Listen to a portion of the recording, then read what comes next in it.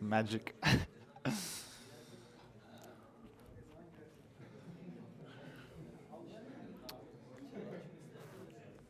All right, can we start? Daniel, can we start? Yeah. Okay. Hello, everyone. It's really great to see you here. Today, we are all joining. We all came together for Mobile Developers Latvia. Every second month meetup. This time it's number 20. Can you please raise your hands for those for who this is the first ever MDL meetup? All right, a couple of people. That's nice. How many? Okay, can you raise your hands? How many of you are developers? All right. How many of those are iOS developers? All right. Android? Not anymore. What about Flutter? All right. That's cool. So today, luckily for you, I won't be doing too much talking. Instead, we have amazing lineup of speakers: Aleksandr Denisov and Anatolijs Petjko. Sasha will be telling us about how to improve Firebase Backend for Flutter apps through cloud functions. And Anatoly will be telling us about Compose Multiplatform and is it iOS killer or not? Right. So why have we all gathered here today? It's obviously to just have fun, spend some good quality time, network with people, also share knowledge, learn from experts in the field, and also, as I said, network and build together bigger and stronger mobile developers community in Latvia. Yeah, so Chili Labs. I'm from Chili Labs, by the way. Forgot to mention that, I think. And what we do is we make mobile apps, native iOS, native Android, Flutter apps. We also do mobile development, web development. We have in-house designers, QAs, and we also offer consultations. And we are the best mobile development agency in Baltics, so yay us. And we are always on the lookout for some new talent. So if you're interested or you know anyone who's interested in joining us, please scan QR code, take a picture, and share it afterwards with people that you care about, that care about working and doing some quality work. All right, today is actually a pretty special event because today Mobile Developers Latvia is collaborating with Flutter Riga. It's a newly founded Flutter community in Riga, Latvia. And if organizers of Flutter Riga could stand up quickly, and we could give them a round of applause, please. Yes. So if you scan the QR code, you can get information and join the meetup group. Also, we have a Discord channel in the same. It's basically in the same channel as Mobile Developers Latvia. So check that one out also. So okay, enough talking. Today, this is the agenda. First, we will have talk by Sasha. Then we will have a quick coffee break where you can drink some coffee, get some food, network. Then we will listen to Anatolijs, and afterwards, let's do some networking. By the way, there's a table with a bunch of stickers. If you're interested, you can grab them. It's basically all the stickers I got from conferences I attended this year, so feel free to take as many as you want. And okay, I'll give, floor is yours. And yeah. Yeah. Hello everyone. Can you hear me well? Yeah, nice. Super. Yeah, I'm really happy to be here, yeah, and stay in front of such nice audience as you. And yeah, I also wanted to ask, please raise your hand, who are you? iOS developers, who Android developers, yeah, but I already know this kind of statistics, you know. And you see in the title of my talk, you see improving Firebase Backend for Flutter App. Yeah, because today is the opening of Flutter Riga. But to be honest, information in this talk will be useful for any kind of mobile developers. It's not related exactly for Flutter development. My example will be based on Flutter application, but it doesn't matter. You can use this knowledge for anything. Yeah. Oh, I know what question I can ask you. It wasn't asked yet. Please raise your hand who has experience with Firebase. Oh, yeah, nice. So, I hope. Okay, about cloud functions, I will ask later. Let's get started. And first slide about myself. Yeah, my name is Sasha. I work for EPAM Systems as a chief software engineer, and I'm playing a role of head of Flutter Discipline in EPAM Systems. What else? Yeah, I'm Flutter and Dart GDE and one of organizers of Flutter Berlin Meetup. So if you will be in Berlin, welcome to our meetups. By the way, we are organizing DevFest Berlin, 25th of November. So please be our guest in Berlin. And yeah, I'm one of the lead of mobile people community. It's community based mostly on EPAM employees, but it's open community for people who like mobile development. What else? Oh yeah, you know, I'm really scared to be a public speaker, you know, to stay in front of audience, and alone, especially alone. That's why I decided to invite co-speakers with me, and took them. Yeah. The easiest way to find co-speakers of co-developers used rubber duck, yeah. So I have EPAM rubber ducks with me. I don't know who to put them. Okay. You know, they are there. And I can use them if I see that somebody are trying to sleep. I can throw it. And sometimes I will ask questions. And if your answer will be correct, I will throw the duck for you to help you in the future development and so on. I have some. Okay. Yeah, 5 co-speakers. And yeah, let's go. Cloud functions for Firebase. Please tell me someone what cloud function for Firebase is. Who knows? Who can tell? Cloud functions at all, not related to Firebase? Nobody? Like this serverless function? Like yeah, exactly. Thank you, Doc. Yeah, but for people who don't know, I will explain for you what exactly a cloud function is. And I'm going to start, you know, from far away, from the beginning of everything. I mean, in context of cloud. It's now like a lot of people use cloud technologies, and even sometimes don't know that they used cloud technologies, but they are. But 20 plus years ago, nobody heard about cloud technologies at all. And in 2006 and 2006 year, Amazon introduced AWS. Amazon at that time was just usual online bookshop.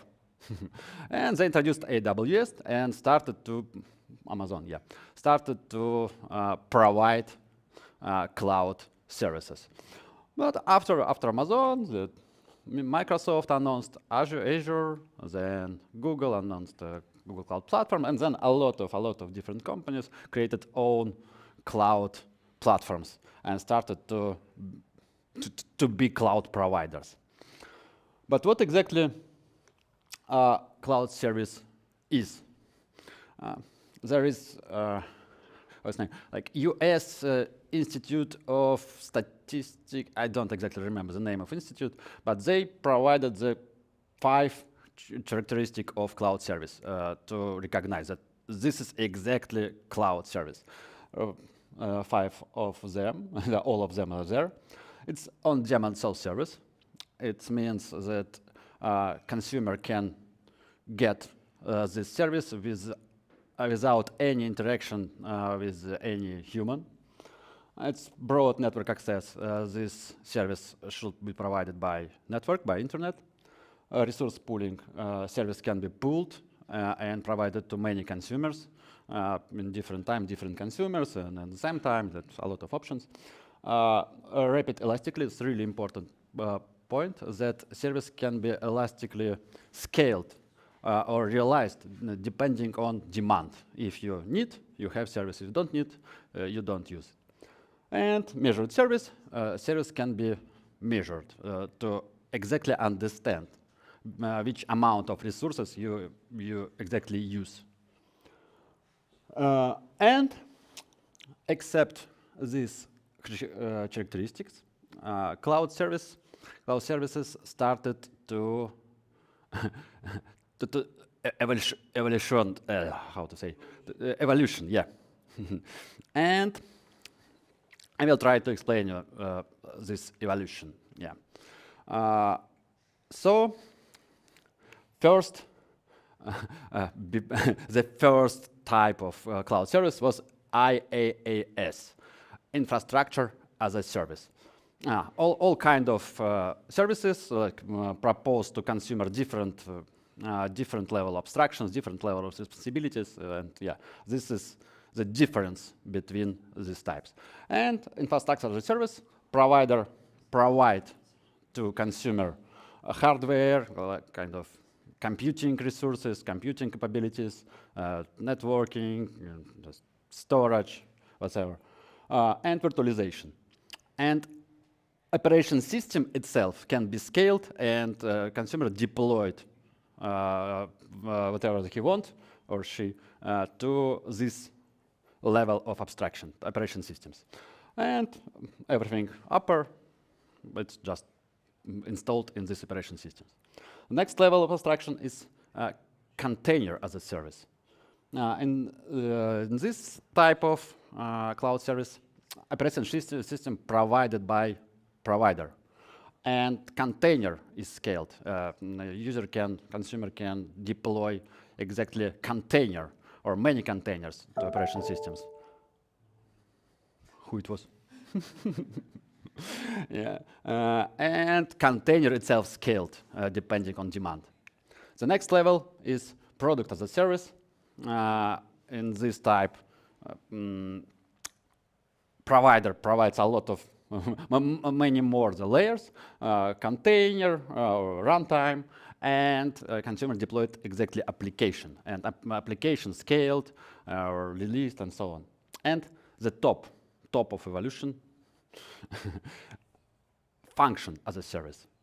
And this type of service, consumer can deploy atomic function, and exact function can be scaled on the top of everything. Provider provide everything, and you just can deploy small piece of logic. And if you have a lot of different pieces of logic, and users can request this kind of logic or this kind of logic, more people here, and this function will be scaled and so on. And yeah, all providers created such type of cloud services and name it differently. For example, Lambda in AWS, Azure function in Azure, and yeah, Google had a lot of creativity, and named Cloud Functions, Google Cloud Functions. Yeah. And we will talk today about part of this service, about Cloud Functions for Firebase. Firebase. I already asked who of you has experience with Firebase. But yeah, again, what exactly Firebase Backend is? Yeah, Firebase is a big cloud service it's a set of a lot of different services that independent one of each other, but can be integrated one to each other. And your backend can be just different set of different Firebase services, and you can use or not use whatever you want.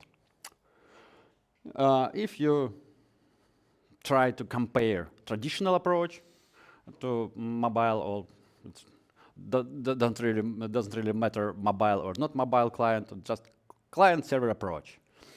But do you remember in the title of the talk we had Flutter? Yeah, let's have Flutter.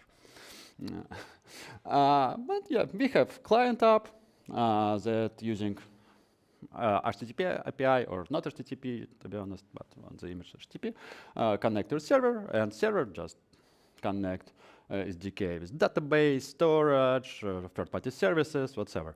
You don't care. You connect only your API. That's it. And the difference with Firebase, you don't connect any API. You use Firebase SDK.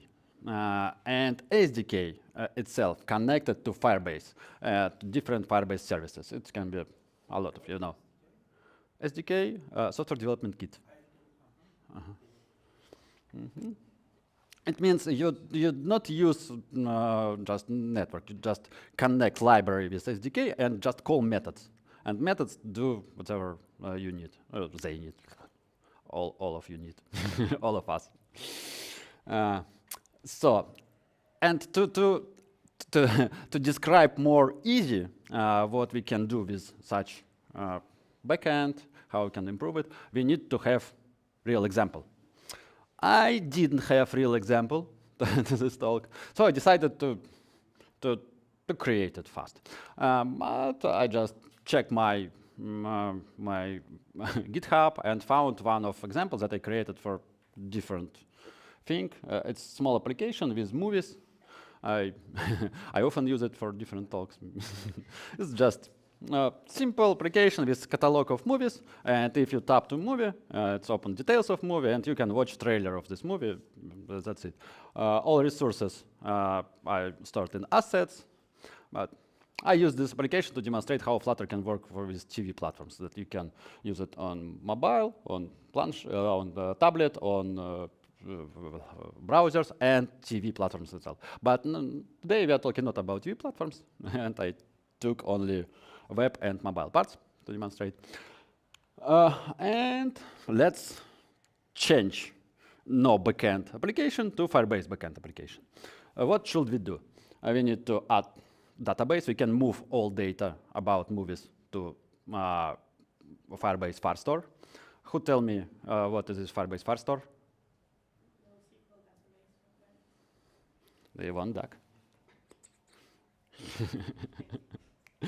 Yeah, we can move all resources, like all images, all videos, to Firebase storage.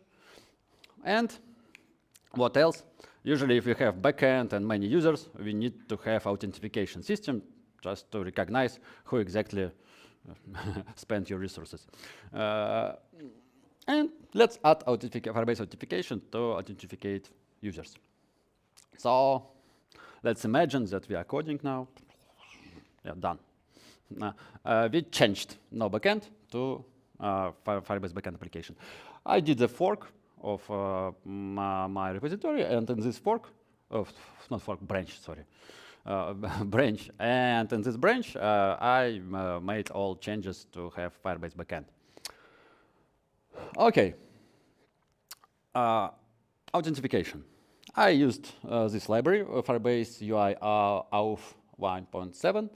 to create authentication UI, not to do it myself. They're already from out of the box. We have like screens with sign in and so on. I added authentication with Google, and yeah. So everything works. If you authenticate, you get first screen of application. And if I'm a user with name and surname and avatar, I want to have profile screen. I added the button with profile screen and profile screen itself. To be honest, in this library, there is profile screen from out of the box. But I decided not to use it because I would like to have my own fields related to user. For example, if user administrator or not. There is, probably you don't see, but there is movies user. And if user have admin rules, it can be administrator. Okay, what should we have to get such capabilities? We can't use only authentication system. We need to have our own collection with users in Firebase Cloud Store, Firestore, exactly. So, what should we do to have it? We need to check that user authenticated first time, and then create the record and collection, yes? And then I added field admin or not to there, and then use it on this screen. So using Firebase Cloud Functions, we can organize it automatically without like manual coding on your in your mobile application. But it's just function in cloud. We need to have something to trigger this function, to execute this function. How can we trigger cloud function?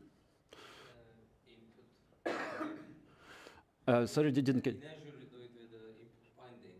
It's kind of like an event. Yes, exactly. But you already have a duck, yeah? Okay. Yeah, we need to have a trigger. Trigger that tell function, please execute yourself. And for there are a lot of different kind of triggers for different type of cloud functions in Firebase. For example, for functions that can be triggered by authentication systems, we have two triggers, on create and on delete. And you see there is a first generation sign. I will explain what does mean a bit later. Let's talk about triggers. So trigger on create will be triggered when user authenticated first time, and on delete when user just removed themselves. Let's try to think about scenarios in which we can use such functions. For example, we can send welcome emails to new users. Yeah, we can create new document in Firestore collection when user is created. Yeah. We can send notification to user when other user that new user created. We can, yeah. And on delete, we can delete all user date, for example, from Firestore. It's just kind of automation that we can add to our backend system. Okay, which of scenarios we need for things that I want to do? You have duck. We have last two duck. We need to spend it with useful. Who can tell me which number we need to use to create a user in Firestore? Nobody. Of course, second. I don't know. Why don't I answer? There are no other options at all. Yeah. Only second. Yeah. So, a scenario in details. New user, authenticated, and added to authentication system. Then cloud function triggered, and added user avatar to Firebase storage, and added data about user to Firestore. Looks nice. Let's try to implement it. But before implementing, we need to understand how we can implement cloud functions. There is detailed instruction, how can we do it. You need to go to your project folder, set up Node.js and Firebase CLI. Okay, Node.js. Who has experience with Node.js? much less than amount of people who knows Firebase. Yeah, but Firebase CLI needs Node.js. Then we need to connect project using CLI, just free commands, pretty easy. You don't need to understand Node.js to run them. But the fourth point, write your function code, the most important part, yeah, because function code, yeah. You can use JavaScript or TypeScript. Dun-dun. But what should I do if I have no experience with JavaScript and TypeScript? I'm Flutter developer, yeah. I would like to write my functions in Dart. Yeah. Okay, we are living in 2023rd year. We can call, for example, AI. AI, come on. Oh, sorry, probably wrong AI. Yeah, it's better. Can you create for me on create Firebase Cloud function, which will create a new document in Firestore, move the user avatar to cloud storage, and save its public URL to this document too. And use TypeScript, please. Yeah, that's it's really important to be polite. And it really works. ChatGPT created for me function. There were some mistakes, and I should do it like 5 or 6 times, but finally I've got more or less appropriate solution. And let's take a look. It's not the full code of function, because there are more. I just keep the most important part. We need to import Firebase functions, create a trigger that this function will be triggered on create user thing. We added region for Firebase Cloud Functions third generation. You can add region here because, for example, if you have data in the Europe region and Cloud Function in US region, your Cloud Function won't be triggered. It's an interesting thing, yeah. Then I'm checking if user has avatar. I just download this avatar, then create bucket in my cloud storage and upload this avatar to there. Then I create a public URL with public token and create document and collection with new user with link to this avatar and with admin sign false. Everybody by default will be no admins. Yeah, that's it. Then we need only deploy this function to Firebase, and you can check function in console, and you also don't see probably, but there's a name of function, a region, type of trigger, version of function, and some statistic.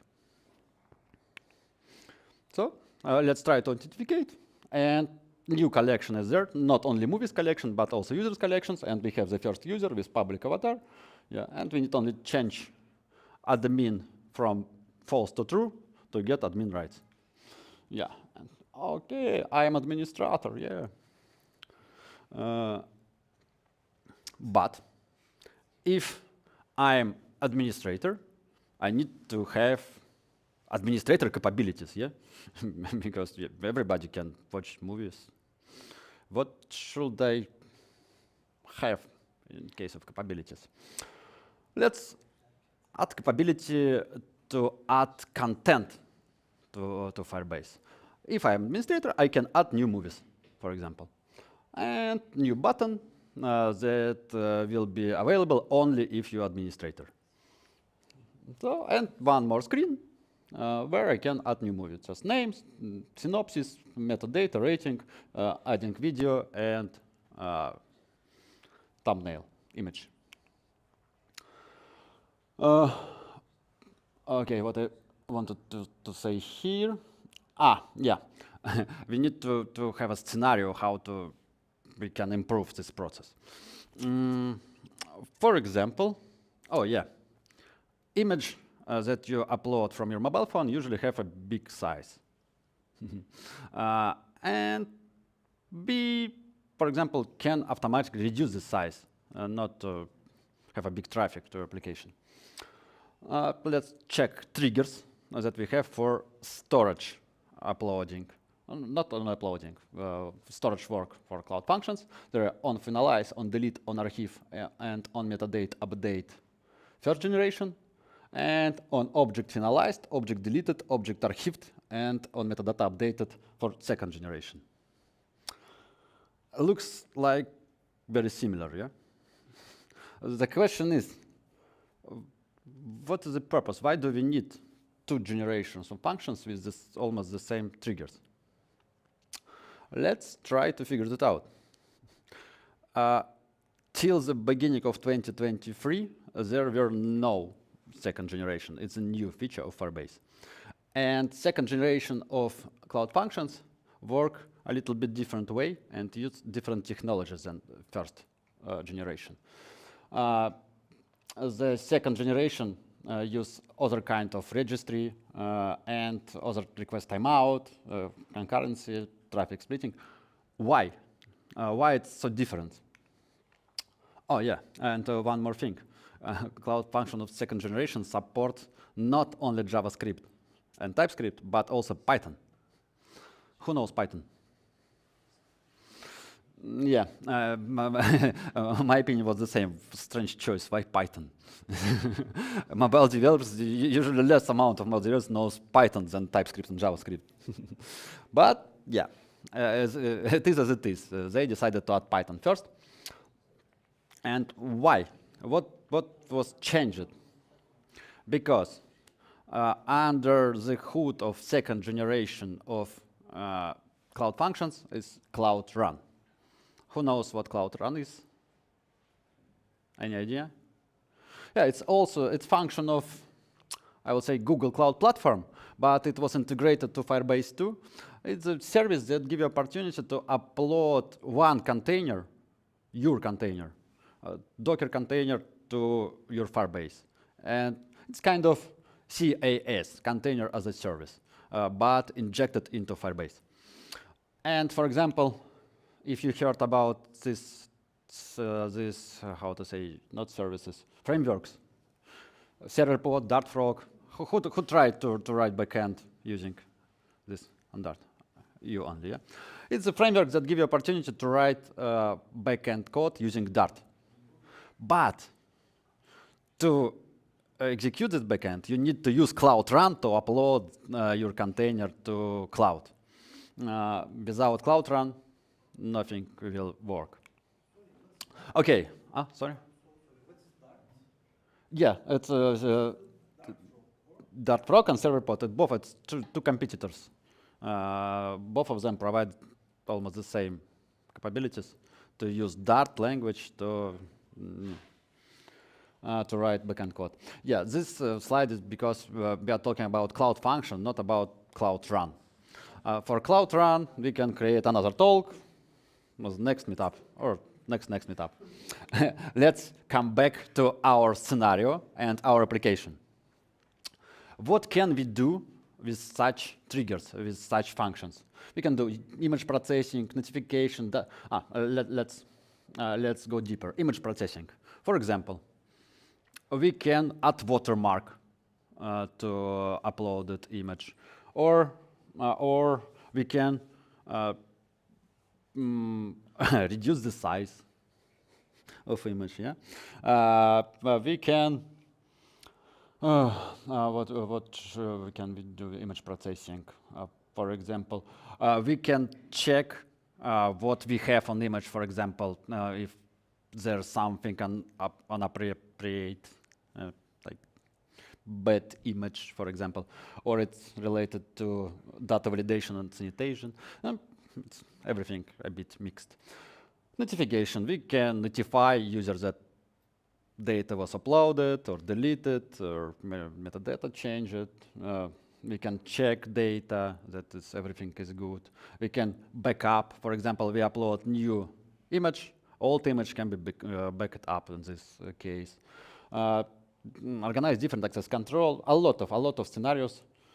Integration with third-party services. We even can just connect machine learning model to do something with your images and have different results. A lot of scenarios. But yeah, we need, in our case, we just want to reduce the size of image. Image uploaded to Firestore, to cloud storage, cloud function triggered, reduce the size, and upload image back to cloud storage. It's TypeScript, and too many small letters and short terms. The difference is we importing different library, Firebase Functions version 2, because it's second generation. Then this is the same way create trigger, but here we can just set up amount CPU that will be used for this function, for example. Then we check that this is image, not something else, not video, and to download this image to our function, then using sharp library reduce the size and upload back. Easy. Then deploy, and we have one more function in our console. The difference is in version 2, not version 1. Okay, we uploaded new movie, but we want to notify all other users that we uploaded. And I remember there was the scenario that we can use. We just need to connect Firebase. I wanted to ask audience, but forgot to ask. And only one duck, okay. We can connect Firebase Cloud Messaging, and Firebase Cloud Messaging we can use to do what? I heard somebody else told the same. Okay, the last duck for you. Ba-bam.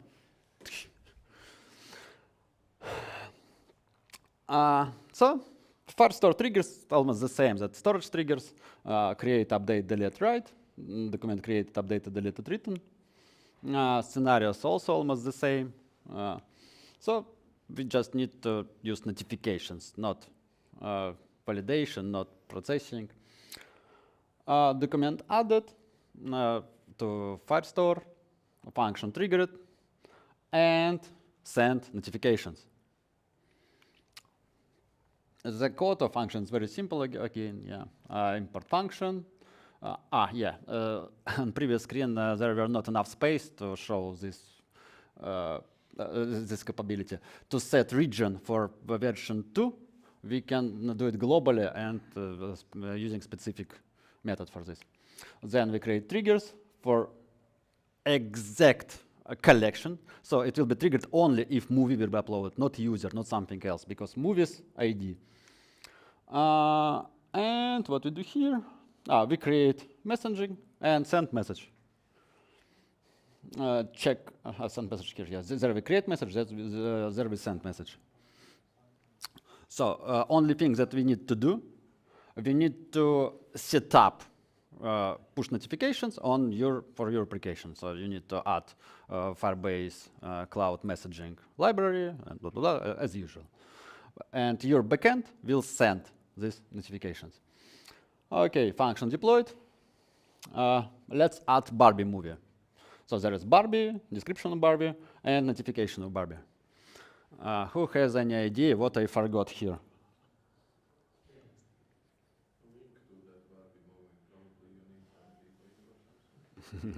No, everything is much easier. For Barbie movie, sign of Flutter should be pink.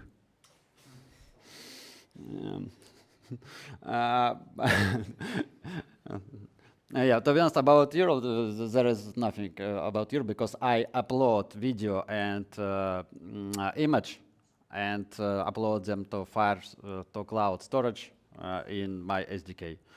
And URL will be generated automatically. What else we can do with cloud functions? REST API. For example, you have only Firestore, but you would like to have endpoint with data of exact collection. What can you do? You can create cloud function. Easy. Just read data from collection, create JSON, and push it to Cloud Function. But type of trigger is on request. So function will be triggered if someone requests data. We take collection from Firestore, and for each document in collection, we add this record to JSON file, and then provide the JSON with status 200. Function added, and if we function added, you don't see, but there is a URL that you need to request to get this REST API point, and JSON with data, easy. And you even can call Cloud Functions exactly from your Flutter code, or not Flutter, iOS, Android, whatever, React Native. If you create a callable function, you can call, to be honest, it's the same function request, but it can be called different way from your code. And you can trigger, if you want to trigger something from your code, you can do it. And much more scenarios, to be honest, but we are a little bit restricted by time. For example, we can trigger Firebase alert. For example, some Crashlytic issues, you can trigger function by Crashlytic issue. Performance monitoring issue, you can trigger function. What else?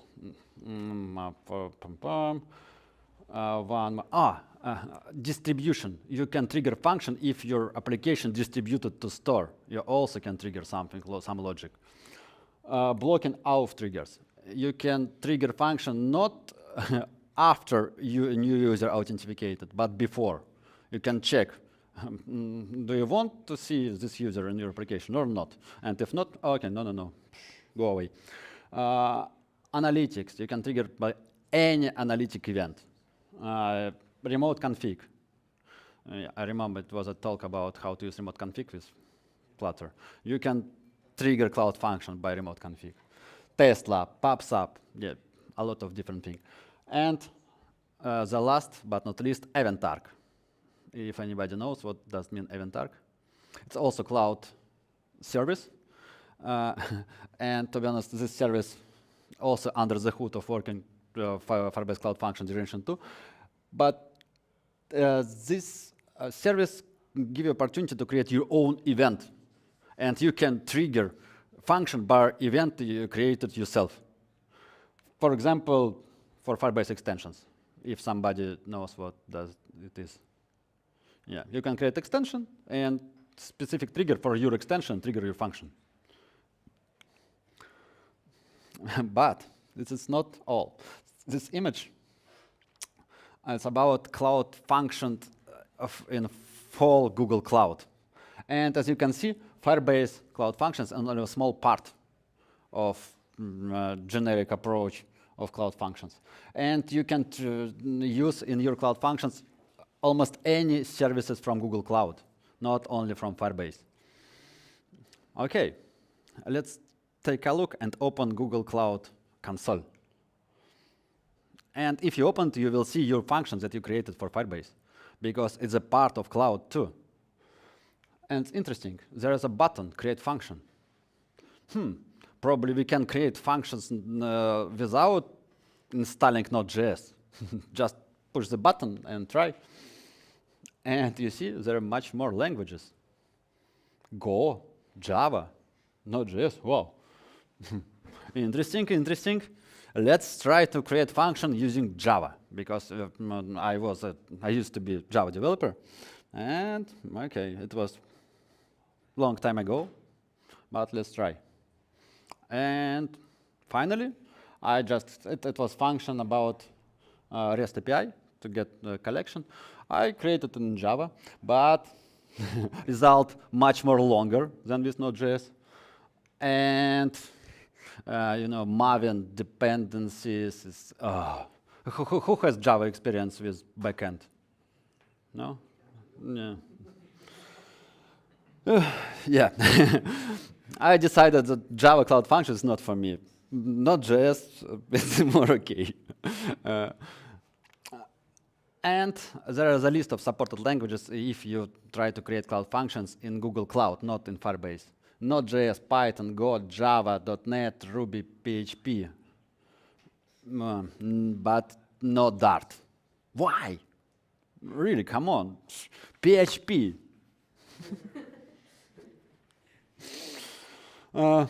I decided to just try to search and find something in global network, and found one issue. You don't see, I will read for you. Hello team, when is Firebase going to support Dart to write cloud functions? Blah, blah, blah. But they don't want to use Node.js. Answer. Current status. We don't have any plans to add support for languages other than Node in the near future. Crying, but do you remember Python?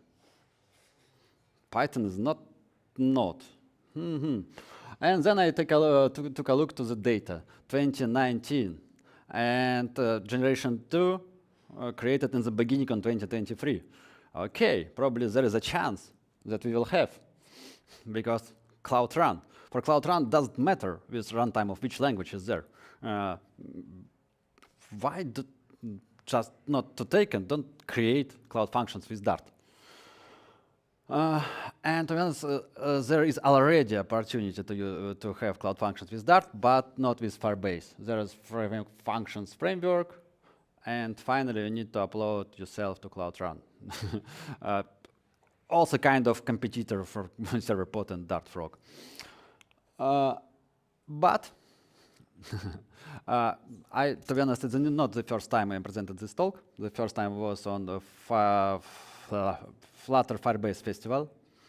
And in the end of the talk, one of developers or product managers from Firebase team came to me, and we had a small conversation, and he told that, yeah, they are working on cloud functions on Dart.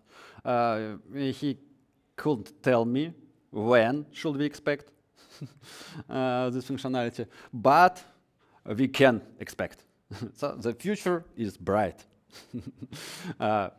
especially for Flutter developers, of course, because I think if you are Kotlin developer or Swift developer, you don't care about cloud functions with Dart. And it was a final slide of my presentation. Thank you for your attention.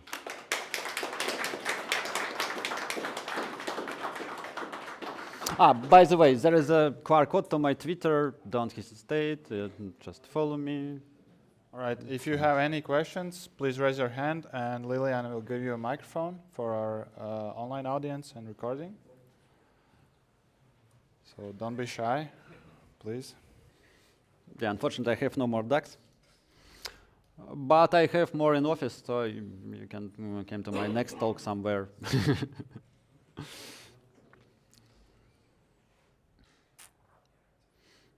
All right. Two options. Everything is really clear. Everything absolutely not clear. Sorry? Everything is clear, we will go home and start writing. Nice.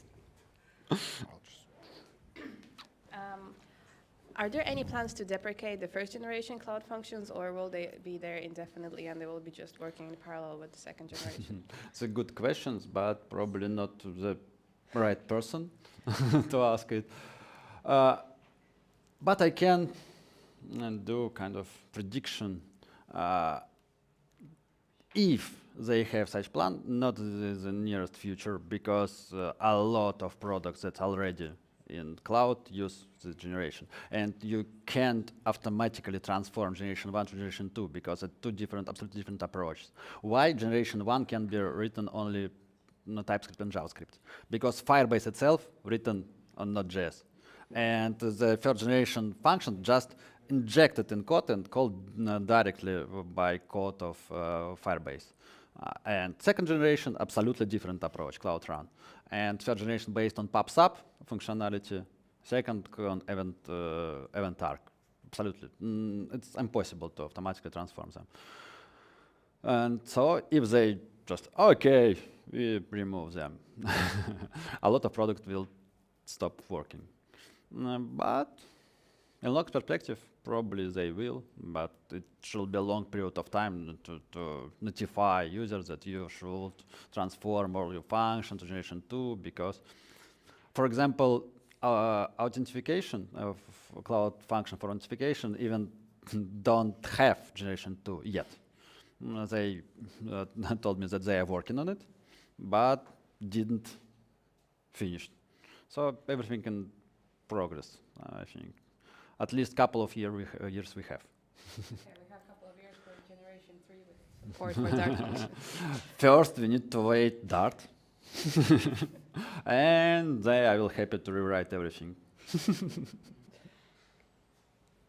All right. Yep.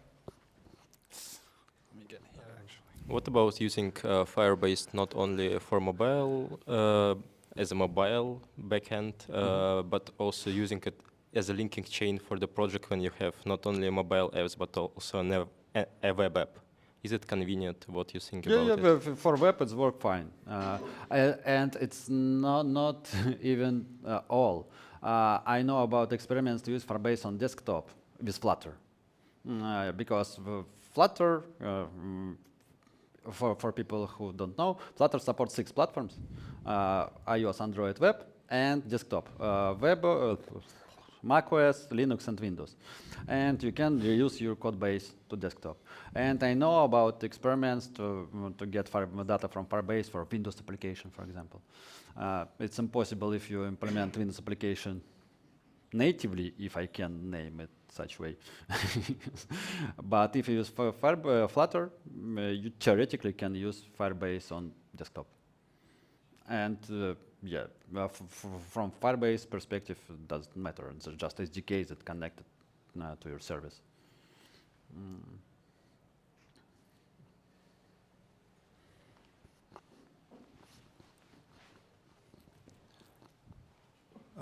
Can you please tell us about the security features for Firebase Cloud Functions? For example, this feature is not free, and I checked you have to pay for, I don't know, 10,000, 100,000 function invocations. For example, I can decompile your app, get the link, and just abuse it. How do you deal with that? Okay, I have like chain of answers. In case of security of data, there are security rules for Firebase that are specifically related to Firestore, to storage, and you can set up it exactly for even collection. It's not related to cloud functions. But for cloud function, you can restrict, for example, you can limit amount of calls. If you're afraid that you will get 1 million users in next month and they will spend all your money, you can just, okay, next month I allow only 100,000 of calls. If more, you will get notification in the end, and then you should decide what should you do with it. For example, block new users. More it's your business cases, because if you have such amount of users, you need to think about monetization and paying for more executions.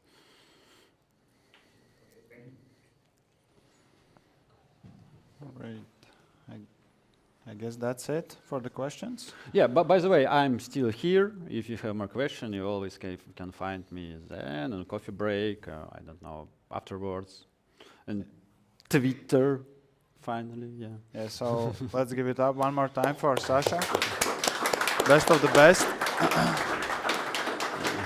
And let's have a short coffee break. I guess 9:30, 7:30, I mean, is too soon. Maybe we can get back 7:45 or something. Yeah, so let's go grab coffee. If you want, talk to Sasha, talk to anyone else.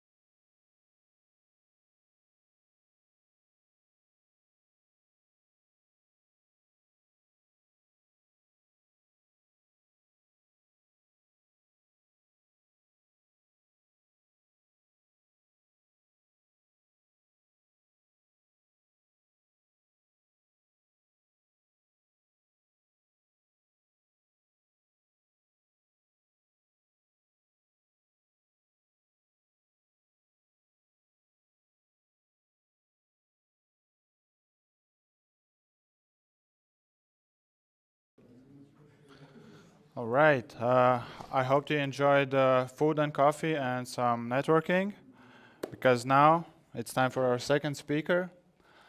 And yeah, I'll let you cook, Tolja. So go ahead.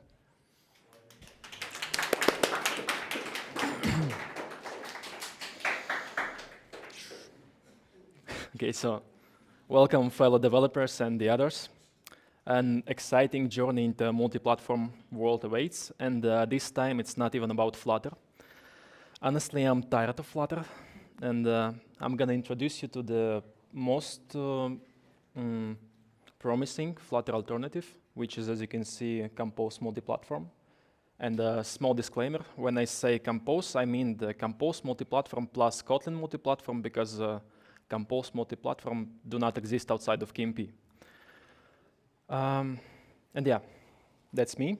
Nice to meet you. And my cold-blooded tailed queen who listened to all my rehearsals, not by her choice though. But yeah, before we start, Raitis already asked about your background, but I didn't see your hands, so please raise your right hand if you're Android developer, left if iOS, and both if Flutter. And yeah, that doesn't make any sense, I'm just messing with y'all. But okay, seriously, does someone have any experience with Kotlin multi-platform? That's honestly more than I expected. Any chance someone tried Compose multi-platform? I see. Honestly? Yes, we tried to use Compose multiplatform on iOS and then hired iOS developer in Houston. Okay, then almost no one will correct me on my mistakes. Okay. To give you a better view of what Compose multi-platform is, I think it would make sense to have short, brief introduction to Kotlin multi-platform first, then to native Jetpack Compose, and how it became multi-platform. I will show you some insights from a demo playground project I developed, and it will show also how some things work. And we're gonna move to the future to compare potentially stable Compose with Flutter. And then I will share my professional, reliable, and unbiased opinion. So let's go. Chapter 1, Kotlin multi-platform.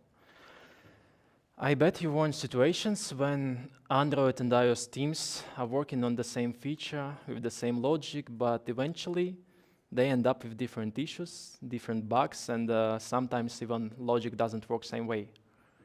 And Kotlin multi-platform is indeed a tool that could help you with that. It's designed to share and reuse code components, mostly business logic, to reduce time spent for development and also maintenance efforts. So if you develop a bug that happens, at least it will be the same on all platforms. And you have different options how to introduce KMP to your app. You can start with fresh project with the KMP support from the beginning and share the most of the code straight away. Or you can also integrate it piece by piece to an existing project by introducing some new features or writing to KMP some most frequently changing features. And let's get familiar with the KMP structure. Not going too deep. For multi-platform mobile project, we will have some common Kotlin model for our shared platform agnostic code. And basically that will be the biggest model in terms of code size. And then we're gonna have two models for Android and iOS, if in case we need something more platform specific. And essentially that's it. That's how KMP model is structured. And I think that shared platform agnostic part should be clear. In this common model, you can have some data models, calculations, mappings, like whatever you feel reasonable to extract. And then all this shared KMP project, KMP model is just added to your app as a dependency. A simple Gradle dependency or AR for Android and Cacao pods or binary framework for iOS. What's probably not clear yet is what are these expect and actual things, and how can we actually provide platform-specific features. And it's pretty easy to understand an example. Expect and actual is the mechanism in KMP that actually allows us to provide platform-specific logic. So let's see the example. Somewhere in the shared model, we can define the function or class with the expect modifier and define all the properties and the functions we may need later. Then in Android and iOS models, you should create a class with the same name and the same package path, but now with actual modifier and also your implementation for defined stuff. And depending on your build target, either iOS or Android, Kotlin compiler will use according platform-specific implementation anywhere your expect function or class is called. So it doesn't make sense for you? Yeah. Okay, cool. But that's related to business logic, because KMP doesn't allow you to share UI. And till now, it was the biggest KMP drawback or advantage that's debatable. That you cannot share UI, and on the one hand, the forced usage of native tools also brings you best UI performance, because native is always better than cross-platform, right? On the other hand, it also requires you to have specialists for coding tools, which in some cases, like if you are working solo, is not that easy. But now things have changed with Compose Multiplatform. Chapter 2. Jetpack Compose. After many years of XML layouts, in 2021, Google announced a brand new UI framework for native Android development.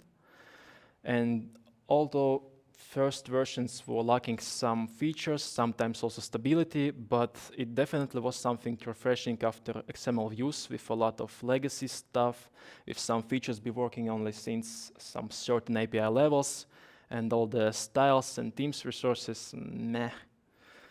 And what is this Jetpack Compose? As you can see from this code snippet, Jetpack Compose is a declarative UI framework.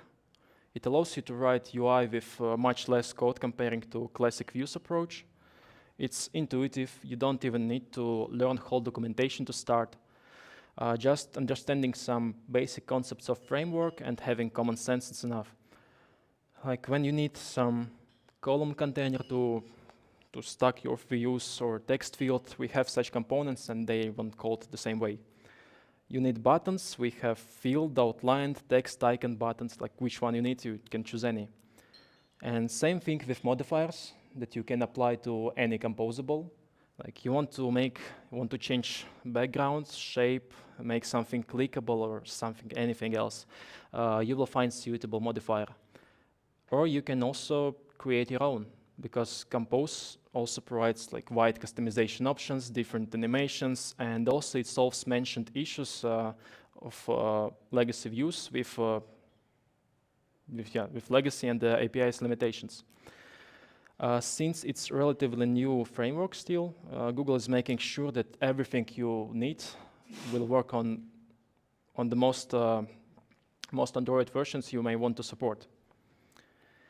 And Jetpack Compose got wide adoption and recognition from developers. Many big companies are using it. You can see familiar logos here.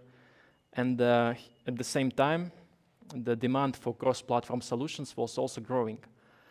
And here a brilliant idea came to JetBrains brains. If developers love Kotlin, if they love Compose, because Compose is cool, why not to expand this experience to other platforms? Why not to build our own empire with Kotlin?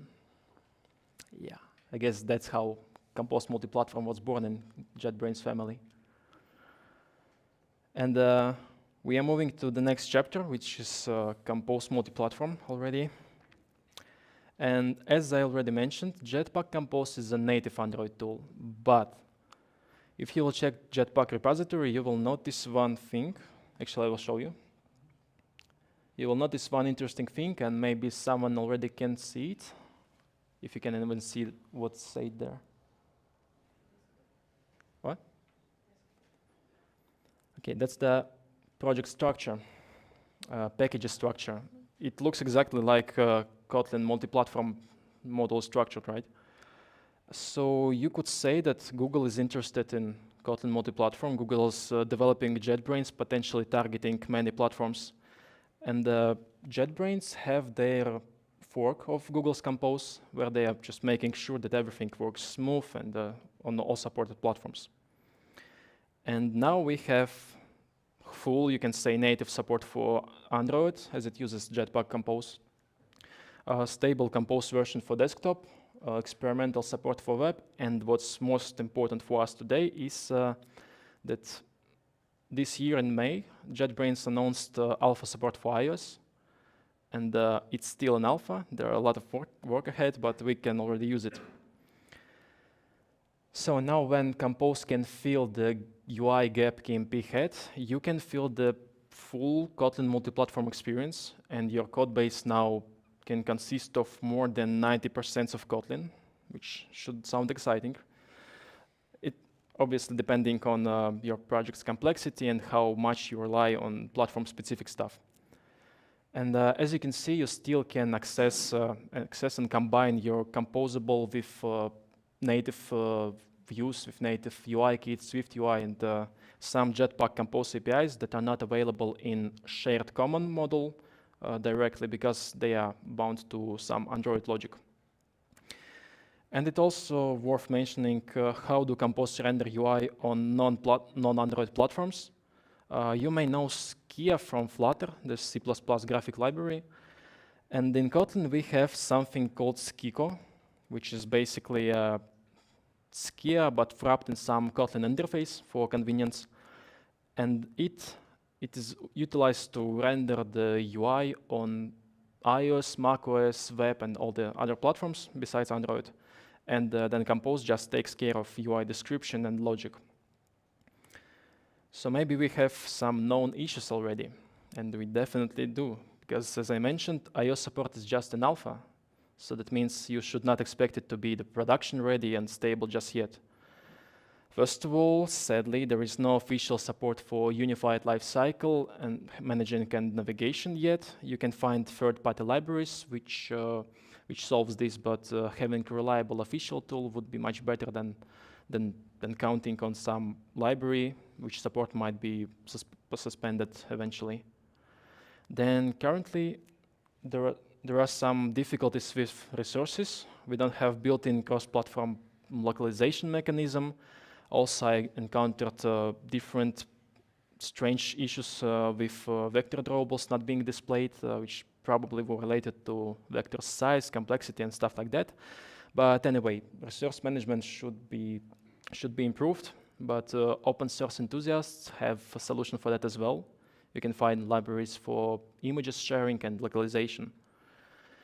Next, perhaps important thing is that there is no official UI testing framework, if it's important for you, for Compose iOS. But I suppose it's a bit early to have one, because like alpha version, it's everything's strictly developing, changing, and keeping up to date UI testing framework would be pretty hard. And it might appear in the roadmap near to the more stable version, but right now you can still use UI testing in Android with same native tools you used, like Caspresso, I guess. And if you need it, desktop also supports UI testing with JUnit. And something else. Yeah, but it doesn't matter. We are mobile developers. So next, not really an issue, more like a note. We don't have, and we are unlikely to have built-in support for things like map, camera, and you will need to use them natively, which probably makes sense because making them shared is not easy at all, and JetBrains have some samples how to use them if you need. So yeah, that's. And finally, many small issues with how some composables perform on iOS. There are things to improve with list scroll, with input fields, and some other stuff, mostly physics, and yeah. But again, it's just alpha, like issues and limitations are expected, and JetBrains are working on them. Also, while we have guys who develop open source libraries, JetBrains can focus more on developing and delivering fixes and stability improvements, which is also good. So let's finally move to the demo app. Some time ago, I set myself a goal to try and see what you can build using the most popular libraries we have at the moment. And on next slide, you will see the QR code. You can scan it. It will lead you to the project's repository. Don't expect anything cool. It's a pretty simple project. I have no imagination for something bigger than Notes app. So yeah, also in this repository, you can find some useful links to related resources. So you can see how this app looks. I think I have some decent design skills. When starting new projects, every project starts with deciding your architecture and tech stack. And since we are thinking multi-platform, we cannot use tools like ViewModel and Hilt because they are bounded to Android lifecycle. There are libraries that sort of fully imitate ViewModel's experience, but I wanted to try something new this time, so here is the tech stack. First of all, since Compose is declarative UI framework, I think that the best architecture for that would be MVI, and I picked MVI Kotlin, which provides everything you may need for your model view intent, unidirectional state management. Then we have Decompose for lifecycle-aware componentization and navigation. And it is lifecycle-aware with help of SNT library, which allows you to wrap iOS lifecycle, so you could work with that in Compose code, just as you used to it on Android. So next, I cannot imagine modern app without dependency injection, so I used also a coin for that. Didn't notice any issues, seems good. Realm for NoSQL databases, since I have all the nodes saved locally.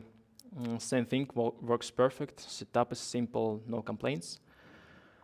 Kotlin coroutines and flows for concurrency and multi-threading, and obviously Compose for UI. And here's the project structure. You can see the KMP shared model, Android app model, and iOS Xcode project. Basically, I think 90% of code is shared model contains 90% of code.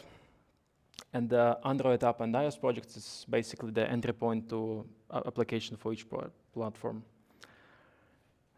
And if you think that I will probably spend the whole week just to set up the project, no, I don't want to do it, then you're absolutely wrong, because JetBrains have a decent template that they keep up to date with all the Compose and Kotlin updates, and you can just create your repository from this template, and your project is ready. Your project's base is ready, basically. You can already build Android and iOS apps with the simple example UI included in the template. And in my repository, you can also find the link to this template. So we'll try to shortly explain the Compose and MVI Kotlin architecture. I guess I also have talent drawing schemes. Where to start? Yeah, firstly, app has limited functionality. You can create, view, delete, and edit app nodes. So the 3 screens is more than enough for that, and also some business logic can be shared between them, like edit and create. They are almost identical. You can see that on top of Compose tree, we have some root components. It knows how to create components for screens. It handles the navigation between them and also holds the navigation stack. So that's basically our host component. And then let's go from the end, from the store. That's our alternative for ViewModel. It communicates with repositories, databases, networking services, like everything you may need from your data layer. It also manages screen state in response to received intents and emits some labels. And in this architecture, label is basically a single shot event to to show some error, snack bar, or to navigate. Then component is an interlayer between screen and store. Basically just some delegate class that sends intent from screen and also sends navigation actions to root component. And screen is a screen, our composable that consumes state and transforms it to user interface. Shortly, that's it. Should be clear, I hope. And you can see a couple of interfaces to get better understanding. In component, you declare all the possible UI actions that are passed further to store as intents or to root component as navigation actions.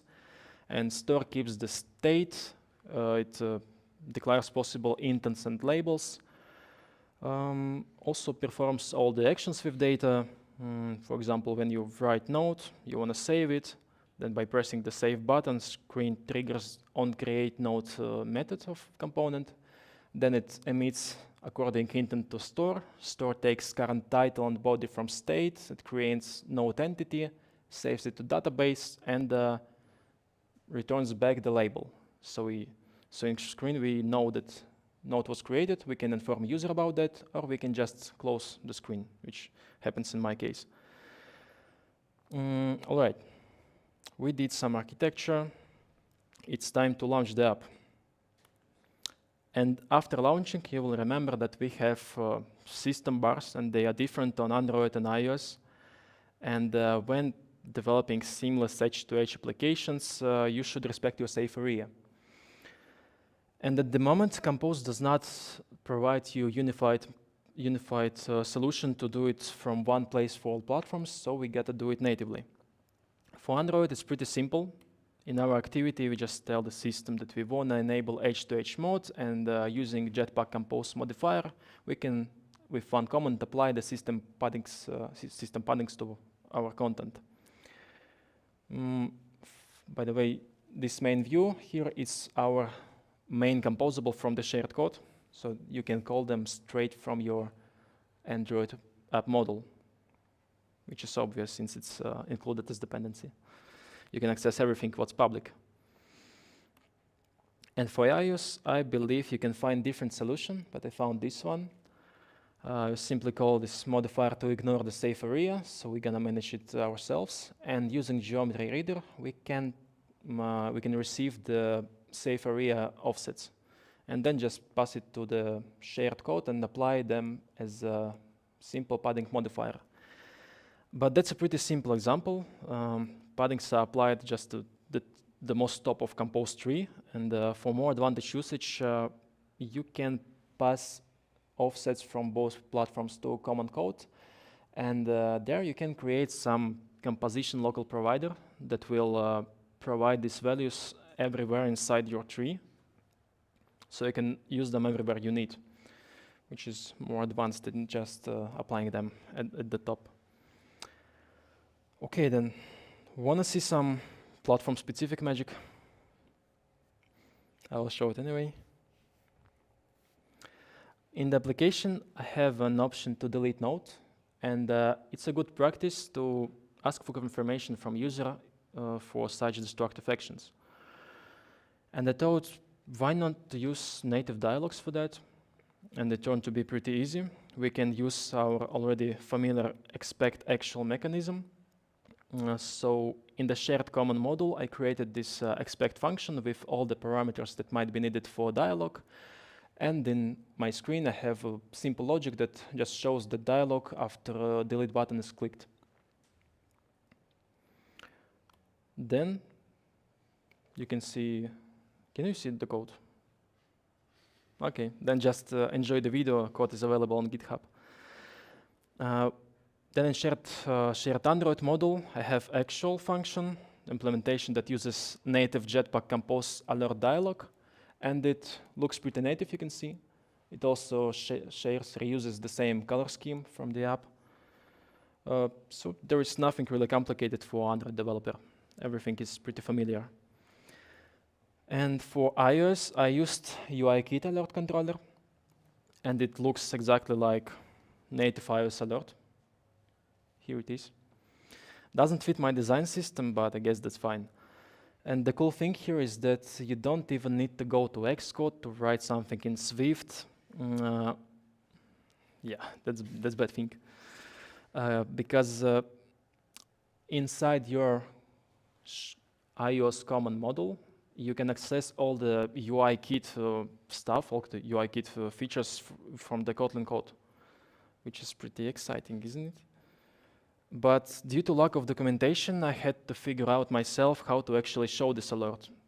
And as I said at the beginning, Compose is intuitive, and I just thought there probably should be some composition local provider for all the UI kit stuff. And I found this local UI view controller that does exactly what I need. That's cool. And basically, I think that's the main points you need to know to start using Compose. Now let's probably compare it with something else. What is Flutter? And at this point, there is no really competition because Flutter is stable for a while, Compose for iOS is just an alpha, and it needs time. But let's just imagine that we are somewhere at a point where Compose is already stable. All right, and we're gonna start comparison with the base statement. Although these two are cross-platform solutions, they are different in their purpose and vision. And we need to understand which tool suits which situation. So first of all, it's language and knowledge you need to start it. If you're Android developer, nothing stops you from using Compose. If you're iOS developer, you could learn Dart and Flutter, sure, but Compose and Kotlin frameworks probably would be easier for you to learn because they look pretty similar to Swift and Swift UI. Next thing, during project planning, you should consider how much of platform-specific logic your app will require. And I think the more it depends on such things, the more you should consider Compose and KMP. For sure, on Flutter, you can also access all native stuff, but in my opinion, on KMP, it's implemented in much more convenient way than using these method channels in Flutter. It's too much boilerplate. So, and the last big point, if you already have a big project and you wanted to move it to cross-platforms for some reason, you definitely won't be happy with rewriting everything to Flutter. And it's much more easier to start with small KMP model, extract some frequently changed logic, add new features, add UI. And regarding new projects, yeah, you should consider first two options. If it's a simple platform agnostic app and you have Flutter dev, then yeah, probably you can use Flutter. It could be a better option, but in other cases, KMP actually looks pretty good. Maybe without Compose, maybe you would use Swift UI and Jetpack Compose, because yeah. And sure, you can just use the tool you like more, regardless of what your app requires. And if you're ready to deal with possible consequences. Because after all, there are always Kotlin and Flutter fanboys. I'm a Kotlin fanboy. Who wouldn't listen to any arguments. Yeah, they will just use the tool they like, they love. And I'm speaking a bit too fast. So what can I say then? As an Android developer who loves Kotlin and Compose, of course I'm excited about opportunity of using them in cross-platform. But as of my experience, it's too early yet for Compose, because building great tools takes time, a lot of time, and we might receive a worthy competitor in cross-platform game, considering its advantages, like ease of applying it to existing project, also the fact that Android developers can kickstart project with knowledge they already have. Yeah, that's cool that you like that. Yeah, and also there is support from community. JetBrains are listening to community, and in terms of features, they are prioritizing the most requested ones. as well as they work on the fixes, stability improvements. Like they do a lot of work. And you can actually contribute in development by joining their Slack channel to to provide your feedback, to ask questions, and JetBrains developers are constantly answering them. And returning to the topic, is iOS development with Kotlin possible? Short answer is not yet, not fully, not in terms of UI. At this point, you should approach this technology with curiosity. On early stages, you can't use it for big production projects, but I encourage you to try it for your pet project probably.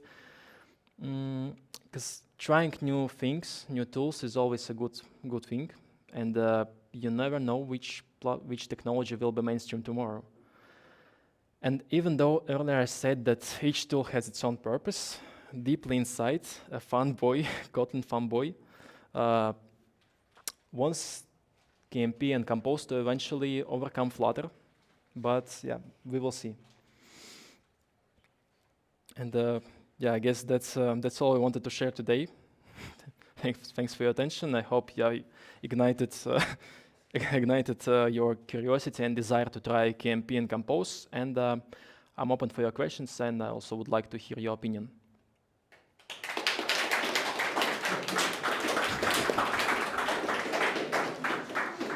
Yeah. Okay, we have a question in the front row. I have a question about the expect and the actual syntax. If we write something with expect in the share model and it's not implemented in the specific platform side, will it be a compile time error or is it a runtime error? You will see in IDE that you didn't provide implementation. Okay, so it's compile And time. even if you provide expect actual implementation, but it's in the different package path, then it also could not find it. So there are strict rules on how to define them. Okay, cool. Yeah, I don't want to argue about your arguments in comparison part. We can discuss it later, yeah, but I have questions about your first part. In the beginning, you mentioned that JetBrains made a fork of Jetpack Compose, yeah? To implement Compose Multiplatform. And what about like new versions? So every time when Jetpack Compose and Google create new version, JetBrains just try to merge everything? Or? Well, maybe it's not exactly a fork, but well, side by side, they are the same versions of Jetpack Compose.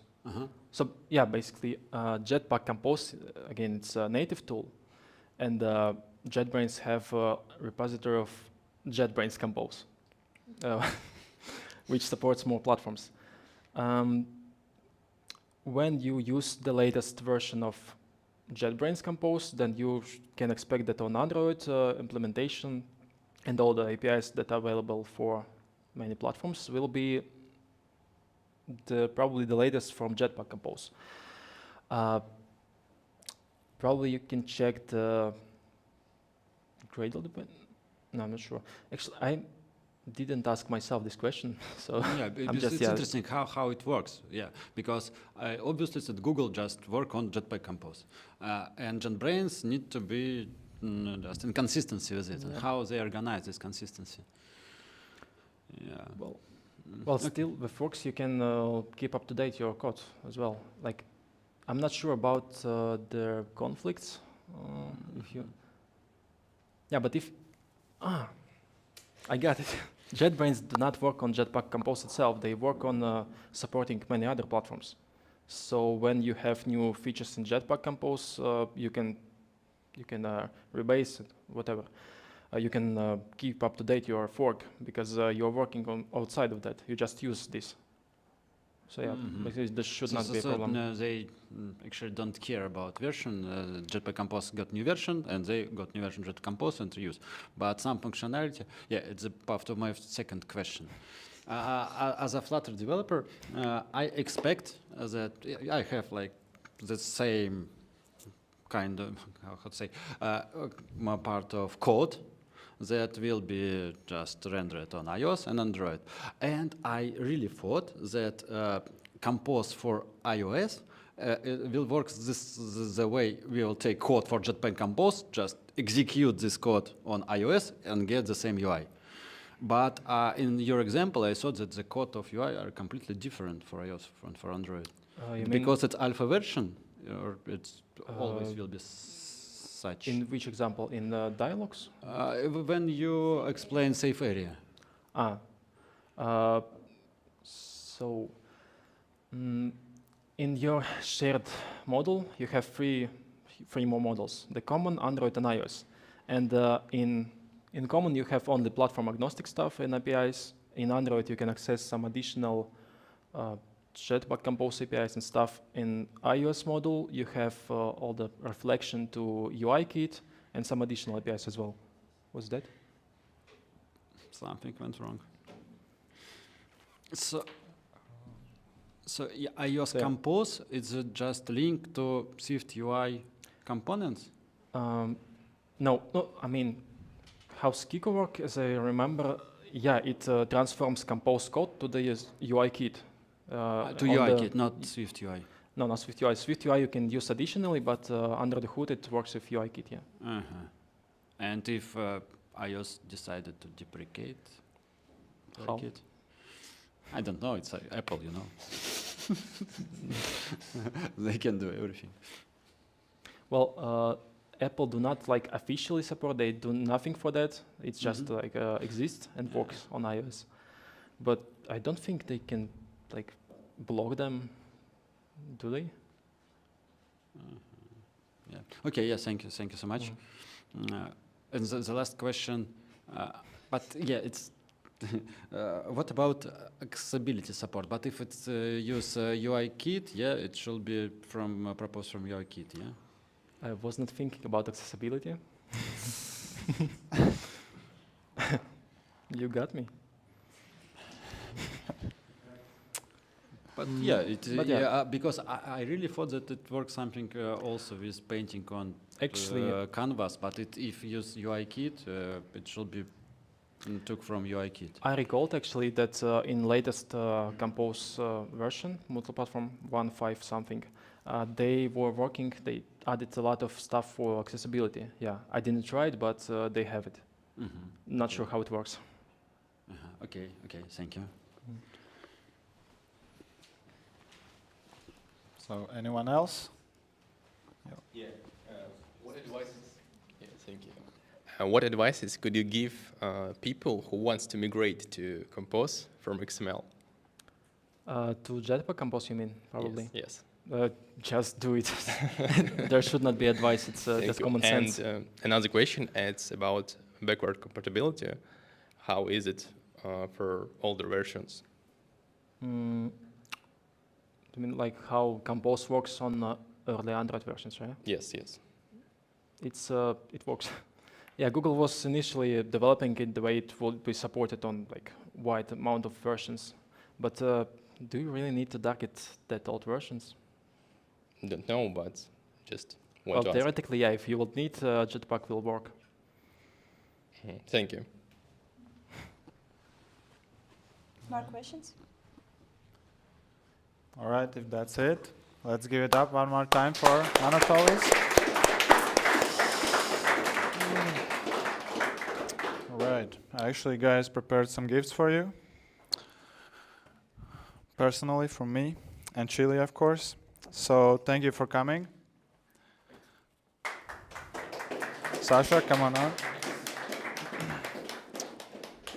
Thank you. Thank you for having me. Yes. And if you could switch to the next slide. Okay. I would be super grateful if you all could scan the QR code and fill in the form. I'm not letting you out if you don't do it. I'm training kickboxing, so careful.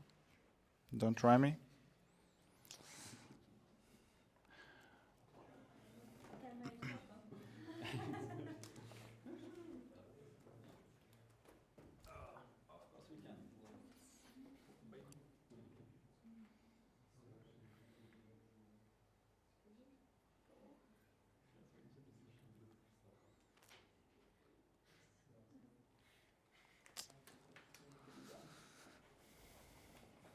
All right, I guess we have time till 9 for networking, or is it a bit more?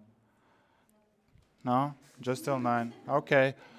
I wanted to say thank you again to speakers, amazing talks, amazing people, to all of you for coming today, and also thank you to Workland for allowing us to be here in this venue. And yeah, follow us on Twitter, LinkedIn, wherever. X, come on, man. And yeah, let's stay in touch. Let's talk. Grab some stickers, by the way, again. There are some really cool ones, especially the ones with the red-ish planet. It's pretty cool, man. Yeah, this one. And yeah, thank you all for coming, and let's go grab some food and drinks if there's still something left. Yeah. Too much talking.